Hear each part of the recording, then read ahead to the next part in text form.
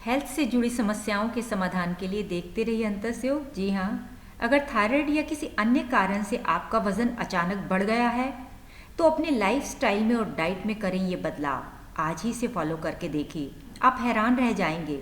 एक बार पूरे मन से इन सभी एक्सरसाइज को फॉलो कीजिए और लीजिए एक्सपीरियंस। ध्यान रहे, जब थायराइड हार्मोन का सिक्रिएशन असंतुलित हो जाता है तो शरीर की समस्त भीतरी कार्य प्रणालियां अव्यवस्थित हो जाती हैं, जैसे मांसपेशियों में दर्द होना, तेजी से वजन का बढ़ना या घटना, बालों का झड़ना। समस्याओं के समाधान के लिए देखते रहिए अंतर्सयोग। अगर आप भी उन लोगों में से हैं जो मोटापा कम करने के लिए भरसक प्रयत्न कर रहे हैं लेकिन चाहकर भी पॉजिटिव रिजल्ट नहीं मिल पा रहा, तो कहीं इसकी वजह थायराइड तो नहीं। तो आज की वीडियो में हम थायराइड को क्योर करने के लिए योग की कुछ क्रियाएं बता रहे हैं, बहुत सिंपल और इफेक्टिव एक्सरसाइज। फर्स्ट एक्सरसाइज, बिल्कुल सीधे बैठ जाएं,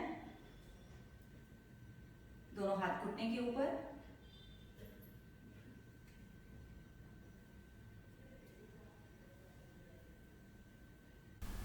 सूक्ष्म व्यायाम की फर्स्ट एक्सरसाइज ग्रीवा शक्ति विकासक। थायराइड ग्लैंड में रक्त के प्रवाह को बढ़ाने के लिए सांस को भरते हुए ऊपर जाएं, सांस को छोड़ते हुए जाल अंदर बंद, धीरे धीरे ठोड़ी को कंठकोप से लगाते हुए। इससे गर्दन और कंधे में बहुत अच्छा खिंचाव आता है। दूसरी एक्सरसाइज क्लॉकवाइज एंटी क्लॉकवाइज। कोशिश करें एक राउंड में एक सांस अपनी क्षमता अनुसार दोनों तरफ से 5 टाइम्स।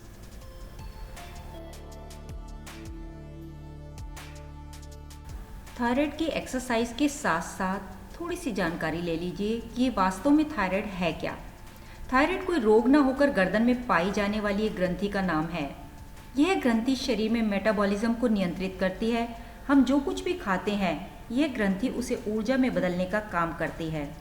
साथ ही हृदय, हड्डियों, मांसपेशियों व कोलेस्ट्रॉल को भी नियंत्रित करती है। इसके अलावा यह ग्रंथि 2 तरह के हार्मोन का भी निर्माण करती है। एक है T3, दूसरा है T4 यानी थायरॉक्सिन। जब ये दोनों हार्मोन असंतुलित हो जाते हैं तो वजन बढ़ने या कम होने लगता है, जिसे आम भाषा में थायराइड कहा जाता है। यह थायराइड 2 प्रकार का होता है, हाइपोथायराइड और हाइपरथायराइड। ये सभी एक्सरसाइज इन दोनों प्रॉब्लम्स में आपको काफ़ी हेल्प करेंगी। जैसा कि आप वीडियो में देख रहे हैं, इसे कहा जाता है ओष्ठासन। इसका बहुत अच्छा प्रभाव गर्दन पर पड़ता है, जिस कारण ये थायराइड में लाभदायक होता है। इसके अलावा पेट से चर्बी कम करने, पाचन तंत्र को बेहतर बनाने और डायबिटीज़ को भी नियंत्रित करने में बहुत सहायक होता है। बहुत सारी फिजिकल प्रॉब्लम्स को एक साथ दूर करने के लिए बहुत ही बढ़िया आसन। इसके अलावा यदि आपको स्लिप डिस्क की समस्या है या फिर फेफड़ों से संबंधित कोई बीमारी है तो इस आसन का अभ्यास करने में सभी समस्याओं में आराम मिलता है। लेकिन एक बात का ध्यान रहे, इस आसन को करने के पश्चात धीरे धीरे श्वास को बाहर निकालकर शशंकासन जरूर करें। थोड़ी देर बॉडी को रिलैक्स कर लें। एक्सरसाइज के बाद अब बात करते हैं थायराइड है तो क्या खाएं और क्या नहीं।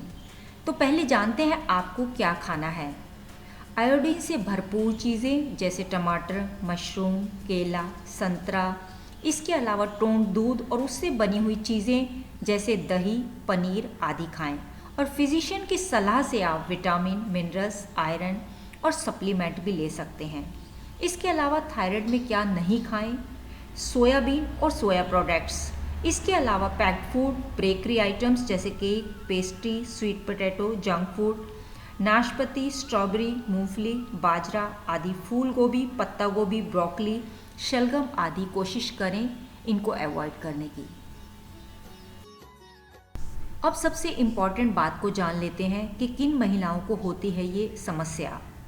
दरअसल मेनोपॉज और प्रेगनेंसी के दौरान महिलाओं के शरीर में बहुत से हार्मोनल बदलाव होते हैं। इसीलिए इस समय थायराइड की आशंका 9 गुना ज़्यादा बढ़ जाती है। वहीं बढ़ती उम्र या कार्ब्स न लेने से ज़्यादा नमक या सी फूड खाने वाली महिलाओं को भी इसका खतरा अधिक बना रहता है। शरीर में आयोडीन व विटामिन B12 की कमी से इस बीमारी का कारण बनता है। कम फिजिकल एक्टिविटीज़ और गलत डाइट व ज़्यादा तनाव व टेंशन लेने से भी आप इसकी चपेट में आ सकते हैं। तो कोशिश करें आपकी डेली रूटीन में कोई ना कोई ऐसी फिजिकल एक्टिविटी रहे जिससे आपका मनोबल बना रहे और आपकी मेडिटेशन स्ट्रांग होती जाए।